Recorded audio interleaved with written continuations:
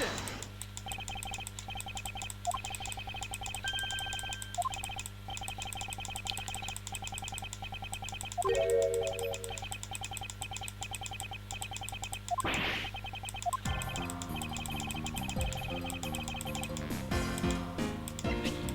Take that!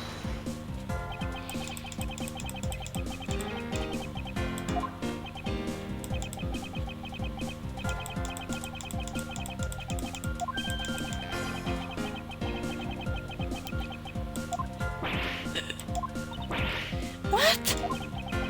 You're quite the imagination. Why don't we ask the girl herself whose door she opened, shall we? I certainly must be Sportsman's door, sir. I checked the number plate to make sure it was open the right door, sir. See, Miss Birds backs up my story. Yet, what if you had misled her to fool her into thinking what you wanted? Huh, how do you suppose I did that? By switching the number plates on outdoors, for example. That's right, just to slide out pretty easily. Furthermore, you then used one thing that gave a very strong impression. That the door she was opening was yours and not in fact mine. What was the point Mr. Postman would use to... yeah, the basketball hoop. Take that! What? The basketball, sir? It's got a peculiar fixture in the hallway, let alone the hallway in this building, which is why I left an unusual strong impression on you. It's an obvious perfectly suited to sit down just outside the office of a peculiar prosecutor.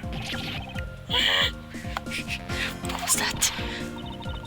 That's pretty true, sir, because there was a basketball hoop sitting there. I thought the door I was opening it had to be Miss Portsman. There are signs that the hoop has been moved. To sit in front of my office to be sure. I see, so that's how you throw suspicion on people, things for a tip. But I think your conjecture is a little off the race. Bring it on. No, you're just pointing nonsense. You had a girl open my office door. After that, I was in my room the entire time. You don't have a single reason to suspect me. So he intends to claim his innocence to the end, does he? Yeah. I'm as pure and innocent as my jacket. I'm as pure as dirty and guilty as the jacket she wears. My jacket's so dirty, I will have you know. I just washed it yesterday. Please calm down, for I intend to show you who is the one who really covered the slime here.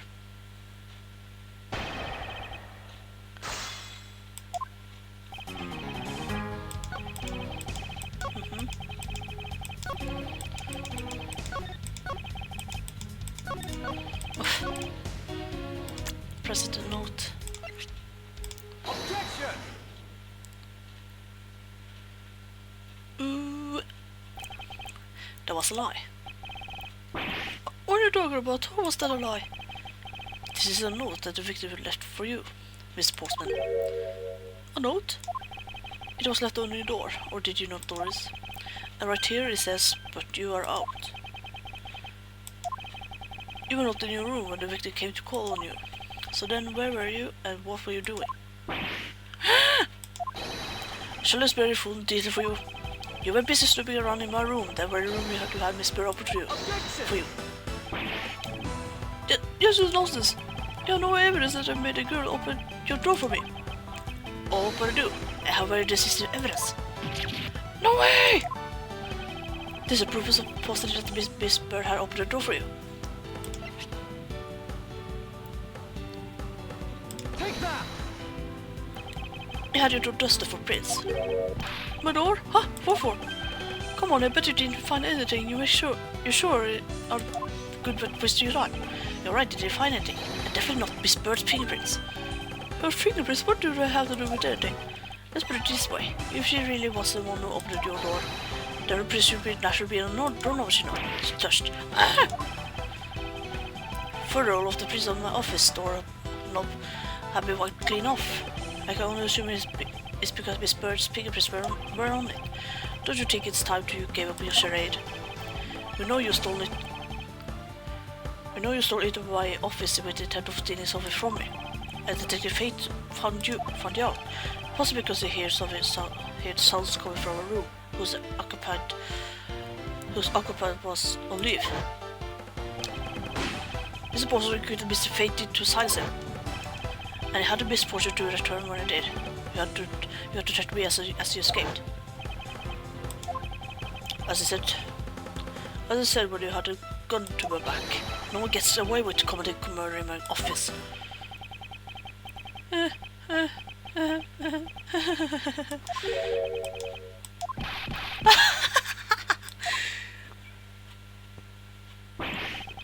Hey, here's what's so funny, pal. Well, that looks of stiff seriousness on the face of this office finance prosecutor, as he makes a biggest mistake in accusing me and simply to push to bear. Ha! There's nothing else like it in the world.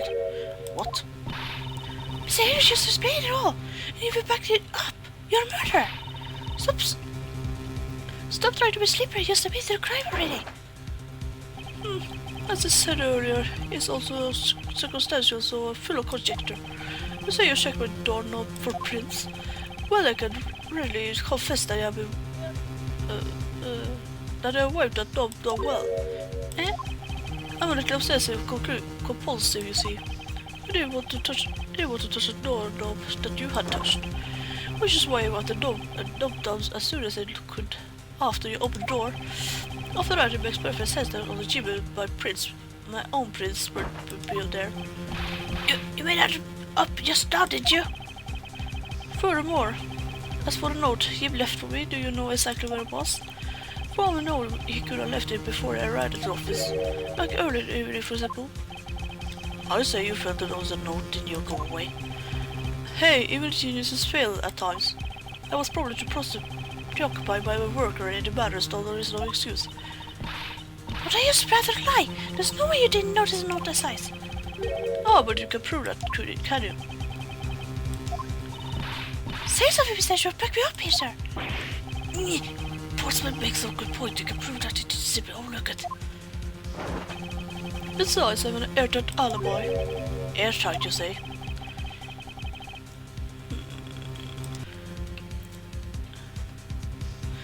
I only realized that I have one just now as we are talking. I guess it would have been better for all of us if you had told you it sooner.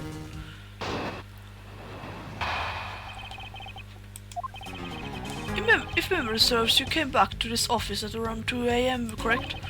It was then that you had the unfortunate conflict at gunpoint and with corporate. But exactly at that time I was down in the criminal affairs. Ask around, I'm sure the other detectives will corroborate my story. It's the perfect alibi. So you really think it is that perfect? Like I said, I don't care. Ask around all you like. You will see for yourself. Let it go, sir. Sir, yes, sir. I will go check out this alibi, sir. Be right back. Mr. Edgeworth, sir, they think we are in trouble. It's just like Mr. PORTSMAN said. The guys told the criminal affairs said they saw him at around 2 AM. You see? All of the evidence point to him being a corporate, so there must be a contradictory point in this alibi somewhere.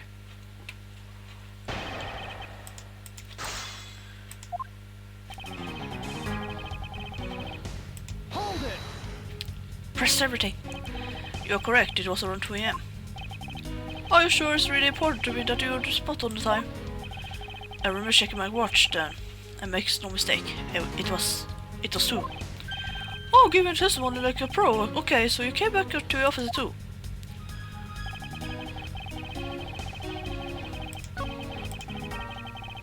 Hold it! So you paid the criminal affairs department a visit? Yep, right after I left the prosecutor's building, I headed straight for the prison. Hold it! Well, we do go and ask around to confirm your testimony. And it was just said, right? Yes, sir. A number of detectives said that they saw you at around that time.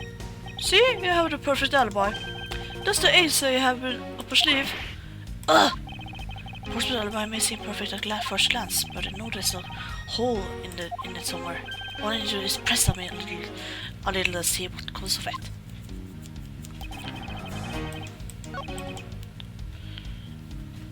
Hold it! It is you as a however. Yes, however, you're the only one who claims to have bumped into culprit. So tell me, did you see the person's face? Was it me or you who you saw? It was a pitch black, so I couldn't actually see. Objection! Oh, come now, I'm sure you saw something. Try a little harder, why don't you? I beg you to feel like I'm the one being interrogated here. Oh, well, it doesn't matter if you remember or not. Ha! It only matters that you ran into the culprit. Impossible! He actually does have the perfect alibi. What's wrong? What is a sudden look on the face? Can you say something back? Anything baggage, Mr. Edgeworth? I think we've reached the end of the line and it's time to get off this crazy terrain. You there! Sir! Please escort the young lady out. But remember, be gentle. Maggie! The thing comes you! Is there nothing I can do? There must be a way to turn this situation around. If only I had a clue. Did he miss something that can help me cast a doubt on his alibi? Okay, it's time for the logic. I need to come and think this through one more time. A bit logic.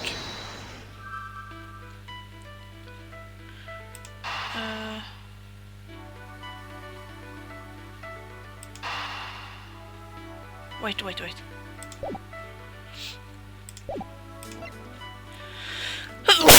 Ow.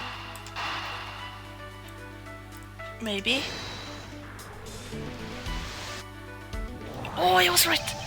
There were 2 bullets left at the scene of the crime. One that robbed Mr. Fate of his life, the one that robbed his and one that nearly robbed me of my jacket. However, the murder weapon only shows signs of being fired once, meaning that it is possible that a second gun was used in my office tonight. But seeing how Kendrick had to steal Mr. Fate's gun, I doubt the killer had another gun up the sleeve. Therefore, the second gun could have been the property of all the entirely different person, which could mean that there was another person who paid a visit to my office tonight.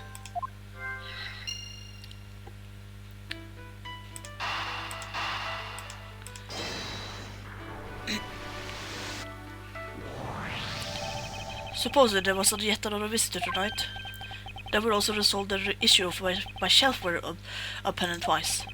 We know the shelfware disturbed once before and once after the murder, so it should be much of a stretch to think it was the work of the two different people. Once by the person who stole the victim's gun and then killed him with it, and once again after the murder by our second culprit, who was the owner of the second gun. If it's supposed that the second culprit's gun was the one that was pointed at the back. Objection! Mr. PORTSMAN insists that I need to amend my assumption regarding this case. Great, so you finally come to your senses. Mr. Edgeworth! Sir, what are you saying? There's been a big misunderstanding on my part from the start. I had assumed that the person I ran into was the killer, but that may not be the case. What do you mean? The person I ran into was just your average thief. Well, okay. A thief? But sir, doesn't that cause some sort of contradiction in the facts? Not all. It simply means that the killer was someone else. And it means that the actually 2 culprits stole into my office tonight. What do you mean 2? It is been both by myself were disturbed twice and how there were 2 guns. Mr. PORTSMAN tricked Miss Bird and gained entry into my office. No, you just needed an argument. You still don't have the actual proof, do you? You know? If you could please go along with my hypothetical scenario for now, Mr. PORTSMAN. In the end, you really are innocent. You should have nothing to worry about. No, that return to my scenario. Mr. PORTSMAN was out to steal something from me, which is why he checked my secret safe and ransacked my shelves. This is the first time. So then this would be where the files were put back in the wrong order, right? Correct. And then just when he was about to look somewhere else, who should walk in but his own partner, Mr. Fate? But why did Mr. Fate come into your room, sir? He probably had business with Mr. Portsman, which is why he was in the area. And that's when he noticed sounds coming from my office, would be my guess. Oh, because you were supposed to be away, right? And he must have thought it was odd, so he came into the office to check it out. Correct, and as a detective, that was the right thing to do. But when he came in, he found his own partner standing there. Because it was Mr. Portsman, Mr. Fate probably let his guard down. But Mr. Portsman was not so merciful as to let him leave alive. He waited for a chance and stole Mr. Fate's gun from him, and then he killed him. He silenced Mr. Fate for catching him in the act of stealing.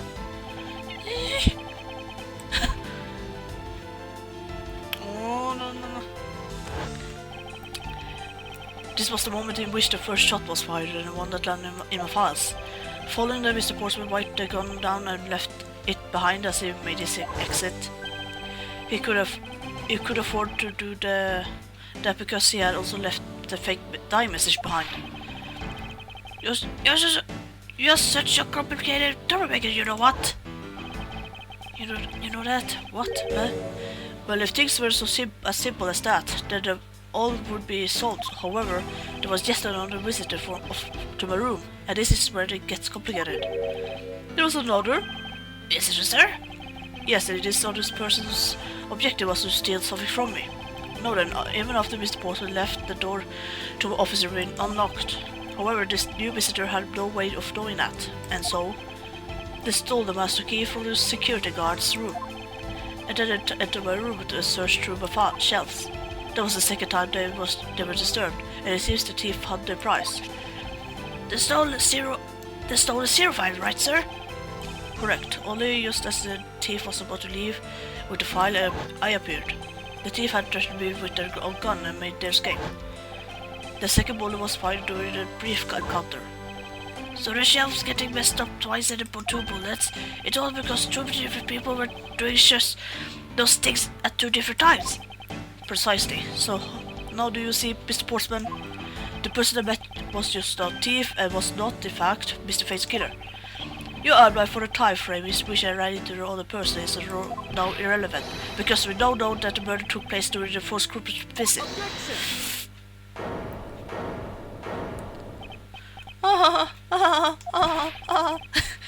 What's so funny, pal? Absolutely splendid, you explains everything. Of course it does, it's Mr. Edgeworth after all. But you know, it still doesn't change the fact that it's all circumstantial. Supposedly, if that's a big if, your theory is right. It would indeed render my alibi, which has withstood scrutiny, mind you, irrelevant. But there is still one defining point of your argument for which you have no evidence. You suppose that I was the first visitor. Mr. Edgeworth, you can't let him get away with that, sir. But there's a point. You have absolutely no proof that at this point. Don't say that, sir. I don't believe this. Don't worry about it. I will do something if it must. You know something? I find your attitude to be somewhat peculiar, Mr. Edgeworth. If the person you met really was just a plain old thief, then why is the person not your main suspect? That is, if your theory is correct. Oh my god, how many times do we have to hear this testimony? The thief you ran into should be your real suspect, wouldn't you say? We should be out there looking for the thief right now. They might still be nearby. I hate to repeat myself, but I already said. I wasn't training in my room. And when Jim came to deliver some evidence to me, I was down at the criminal affairs, so I can't be expected to know what happened around here after I left. So you think we should be out there looking for the thief? Of course, no, it's the time to be wasting time on dead-end discussions. I don't think it's all dead-ended. I find your alibi to be fascinating. Let's continue where we left off, shall we? I know he's lying. I know he was here, at the scene of the crime. I just have to find a way to prove it.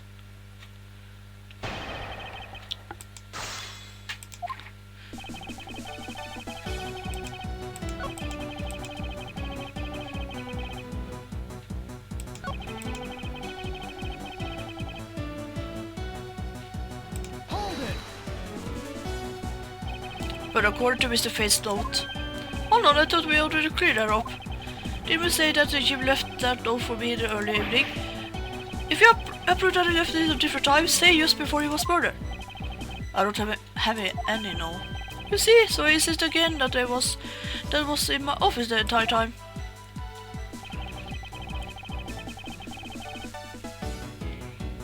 Wait a minute. Sorry, I had to just check something in.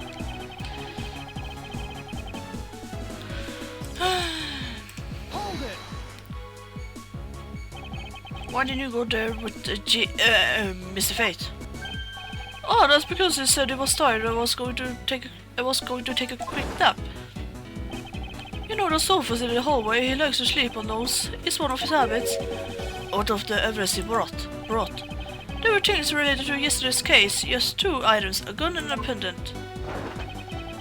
Interesting, this piece of testimony seems to be crucial to let slip through the cracks. Hold it! A gun and a pendant. Yes, this gun, which was the murder weapon, and this pendant, which belonged to the victim. And why were you taking them to the criminal affairs? There was something in the past case file I wanted to compare those two with. But all this had nothing to do with this case right now. Anyway, I believe you will find a long paper trail left to be to your satisfaction.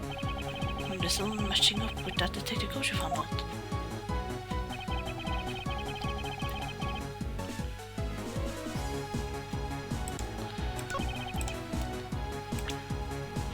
Of course. Objection!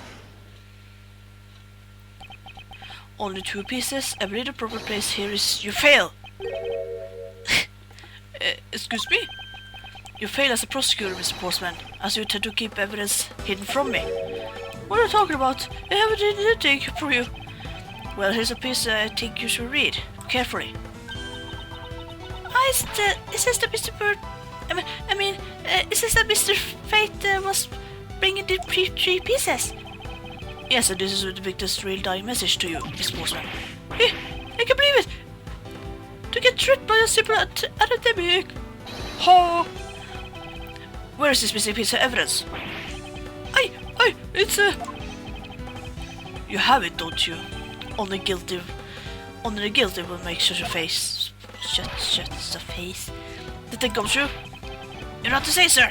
I will pat the guy down from head to toe. Don't go too close, I'm warning you! This is all part of the investigation, pal, so don't even think about stopping me. No! Hey, what's this? You had this on him, sir. Despite what you said, it would appear that you do have something to hide. But why would he hide something like that? There's only one. Bless me. God bless you, sir. Thank you. There's only one reason why anyone would hide evidence of this caliber. Because it would point to the person himself as the real killer. Let's examine this videotape in a little more detail. For the section of the tape that would drive the last nail into his coffin.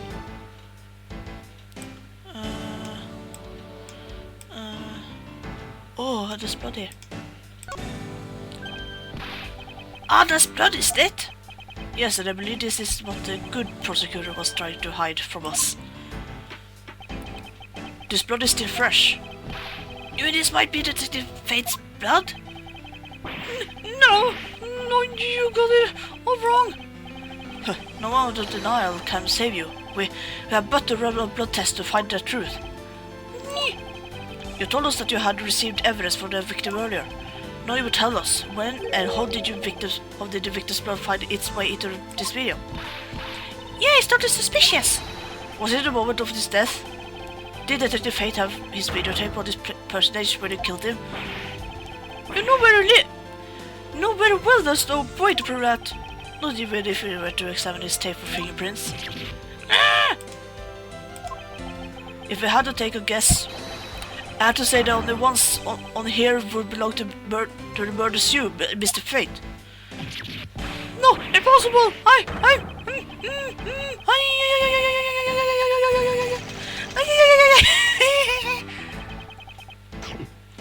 Oh my god! Oh! I hate the medallion! You're going to get choked here! But it was a weird face he made. Ah! Mr. Portsman has been placed under arrest for the murder of Detective Fate, sir. Very good. And the results we got back from the lab text on the tape turned out to be real solid, sir. The blood work came back, and it was definitely Mr. Fate's blood on there. And as a bonus, they were also able to lift a few of Mr. Fate's fingerprints as well. Thank you so much, Mr. Edgeworth. I still can't believe I got to see your cool deduction skill outside the courtroom. I'm impressed by your words, sir. It was nothing, I'm just sorry that you got caught with a murder in office. Please accept my apology. Oh, it was nothing really, compared to what I'd done, though. I mean, I consider myself lucky that it was only a burglary and a murder this time, sir. If I had been held up or a hostage situation, I'd throw my hands up in the air. I think I finally rise here for the goddess of forced misfortune to just an unlucky person. Something tells me we should have hired a different person for security detail. You know something, sir? That Mr. Portsman really was one corrupt prosecutor. And why would you say he was corrupt? Well, I hear that there was a number of suspicious things related to this court case. There's even rumors about how some of the evidence he uses forged too, sir. Forged evidence, huh? And they say he even decided not to prosecute a few cases for some really vague reason. Oh, that guy was a complete disgrace to the entire profession. We never did get around to asking him what his reason was for breaking into office. Yeah, whenever we got to the topic, he just climbed up. Although we can be pretty certain that it was to steal something. It's just between you and me, sir, but there's a rumor that some sort of news organization is involved behind the scene. Oh, well. With Mr. Portsman not willing to divulge anything, it certainly lends credence to that rumor. It would seem that we haven't heard the last of this. Huh? Then Mr. Portsman isn't the bad guy? I didn't say that, but rather there were still many more mysteries for us to solve. For example, we still haven't figured out the significance of this piece of evidence. Take that! The person who stole this file, the other villain of the night. Yeah, I wonder who it was. And what happened to the stolen pages? I wonder. Who in the world was it that held me up at the gunpoint? I wonder. Mr. Officer! Yes? I came across this while I was processing your office earlier, sir. Discard? What is it, sir? Is that a bird or something out there? It's not just any bird. It is the mark of the raven. A three-legged raven. Even you should know what this is, detective. Oh, it's about that thing, isn't it? The great thief everyone's talking about? Yes, it is the mark of the great thief, Yadagarasu. Under the mark of the legendary bird, the Yadagarasu is a noble to the end, a modern Robin Hood. Labeled mysterious and phantom-like, and the Yadagarasu appears and vanishes at will. Though we don't know much about this thief's ultimate goal, we do know the targets. The Yadagarasu likes to find and make public evidence of corrupt dealings of all sorts. The theft is always performed in silence and always with a perfection. If once a target is chosen, no dramatic calling card or announcement is sent forth. Instead, the chosen corporation is infiltrated without even the target noticing. Some days later, the evidence that was found is sent out to the mass media, along with this single card. Although it had been a while since the Yadagara's last appearance. Hey, Mr. Edgeworth, look! Something written on the back! What? Let me see. It's the location of where the thief put the stolen files. So the person who stole the contents of the fire was Yadagarasu. Yadagarasu. Organization. Quite a few keywords are popping up in this mystery. The murder in my office. The return of the great thief, Yadagarasu. Looking back, I can say I didn't see these events coming. For they were heralded by the incidents that began to occur 2 days ago.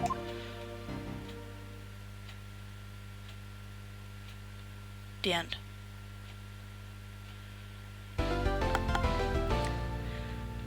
Okay, guys, that was. Oh, okay.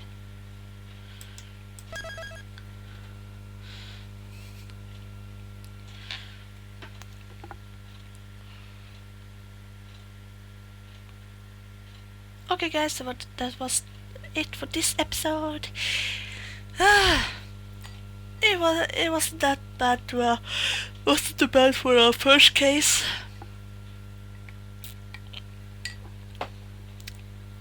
Because everything pointed out to the obvious killer, so yeah. Anyways, we are going to begin in the next episode. We are going to begin at Turnabout Airlines, and at least in this game, you don't have to come to court. It would be funny though. It would be funny though that. You're Edgeworth and you have to fight against Phoenix, and Phoenix lose for the first time. But it would be cool like that, but it's never going to happen because we're going to do the courtroom, outside the courtroom things.